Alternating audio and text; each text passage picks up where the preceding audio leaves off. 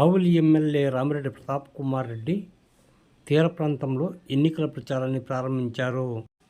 కావలి rural మండలం తుమ్మలపెంట పంచాయతీలోని కొత్త సత్రం నుంచి శనివారం ఎమ్మెల్యే రామిరెడ్డి ప్రతాప్ కుమార్ రెడ్డి ఎన్నికల ప్రచారాన్ని ప్రారంభించారు.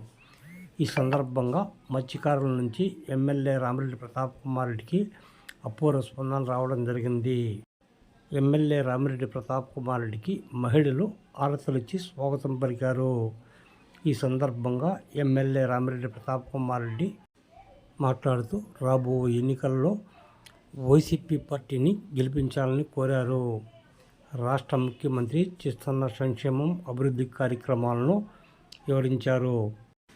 ఎమ్మెల్యే రామిరెడ్డి ప్రతాప్ కుమార్ రెడ్డికి స్థానిక మత్స్యకార నాయకులు ఘన స్వాగతం పలకడం జరిగింది. ఎమ్మెల్యే వెంట స్థానిక వైసీపీ నేతలు కొమరి శ్రీనివాసులు, కొమరి రాజు, రాజన్న, వెంకటేశ్వర్లు, నాగన్న గారి శ్రీనివాసులతో పాటు పలువురు మత్స్యకార నాయకులు, వైసీపీ నేతలు పాల్గొన్నారు.